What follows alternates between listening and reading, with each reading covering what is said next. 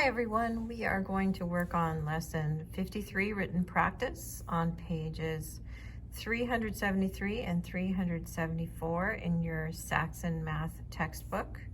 We'll be doing 1 through 3, number 6, number 8 and 9, number 13, and 17 through 19.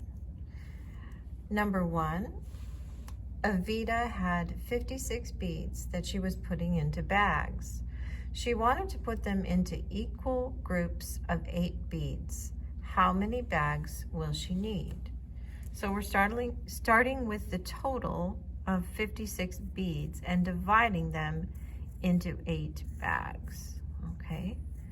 So 56 divided by 8, we have to think of it as 8 times what is 56? So that would be 7. 7 times 8 is 56. If we subtract, there's nothing left over, no remainder. So we need 7 bags. Okay, number 2. There were 42 children waiting for a ride. There were 7 cars available. If the same number of children rode in each car, then how many would be in each car? So again, we have the total of 42 children we're trying to divide evenly into 7 cars. So that's 42 divided by 7. 7 times what equals 42? That would be 6. 6 times 7 is 42. When we subtract, there's no remainder. So we're going to need 6 cars. Oh, no, sorry, we have 7 cars. We can put 6 children in each car. So 6 children. Okay, number 3. Write 4 multiplication and division facts using the numbers 4, 7, and 28. So we're writing a fact family with 4, 7, and 28. So we have 2 multiplication problems and 2 division problems. Okay, so we're going to write 4 times 7 equals 28, and then we can change the order because of the commutative property of multiplication. 7 times 4 equals 28. Then we'll write 2 division problems. We'll start with the largest number. 28 divided by 4 equals 7, and 28 divided by 7 equals 4, and that's our fact family for 4, 7, and 28.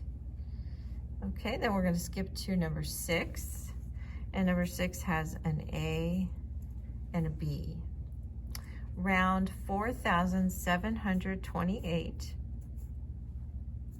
to the nearest 100. Okay, so our answer is going to have 2 zeros because 100 has 2 zeros. So we have to ask ourselves, is 4,728 closer to 4,700 or 4,800? So this is the hundreds place. We look to the right and it's a 2. Okay, so 2 is less than 5. So we'll keep the 7. 4,700 is our answer. Okay, so you notice when we're rounding to the nearest hundreds place, our answer will have 2 zeros. Okay, then we have round 4,728 to the nearest 10. Okay, this time we're going to be looking at the tens place. This is the tens place. We look to the right. And since we're rounding to the nearest 10, our answer is going to have 1 0. So we have to ask ourselves, is 4,728 closer to 4,720 or 4,730? So we look, and 8 is larger than 5, so we'll round up. So it's 4,730. Okay. Now we'll skip to number 8, which also has an A and a B. Okay.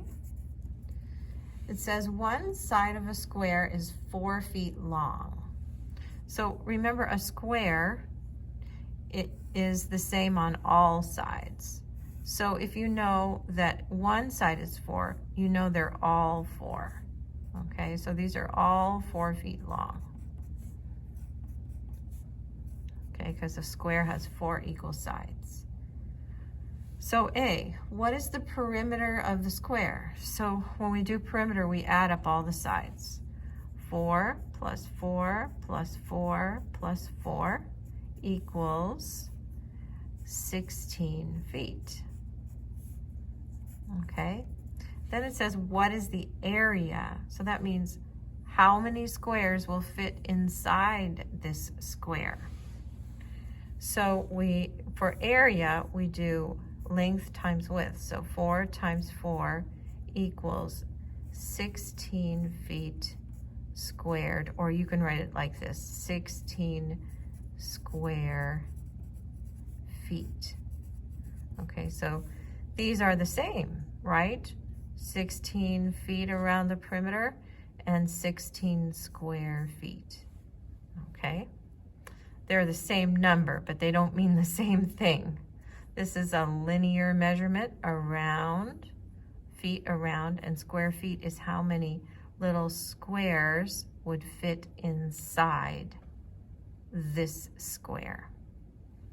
Okay, and then we are going to be doing number 9, which is on the following page. How many circles are shaded? Okay, so you can look at the picture in your book for number 9. So we have 1, 2, 3, 4 circles that are completely shaded in. So we know we have 4 so far. So it's going to be 4, and we have one more circle that is divided into 8 pieces. So you make a cross and an X, and one of those pieces is shaded in. So that would be 4 1/8 for that mixed number. Okay, number 13. Number 13, we need a little more room, so I'm going to change to the back side.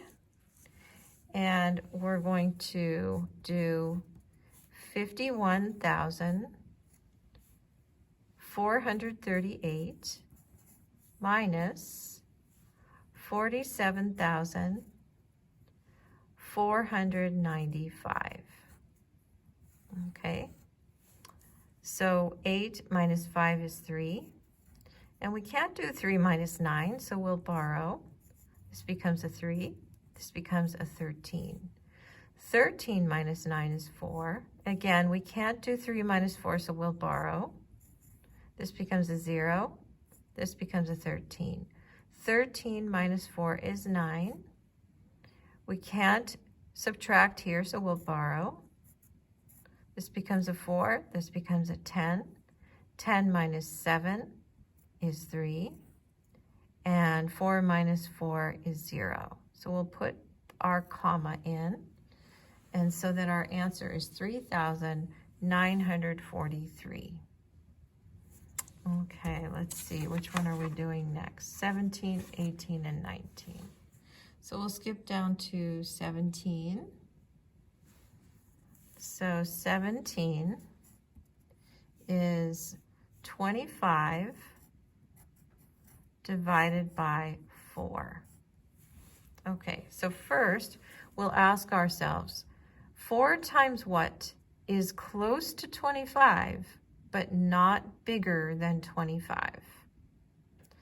So 4 times 6 is 24. Then we subtract, and 5 minus 4 is 1. So we have 6, remainder 1. We have 1 left over. Okay, and then number 18. We have 39 divided by 6. So we have to ask ourselves, okay, 6 times what is close to 39, but not bigger than 39. So 6 times 6 is 36. So we put 36 down here. We subtract. 9 minus 6 is 3. So our answer is 6 remainder 3. We have 3 left over.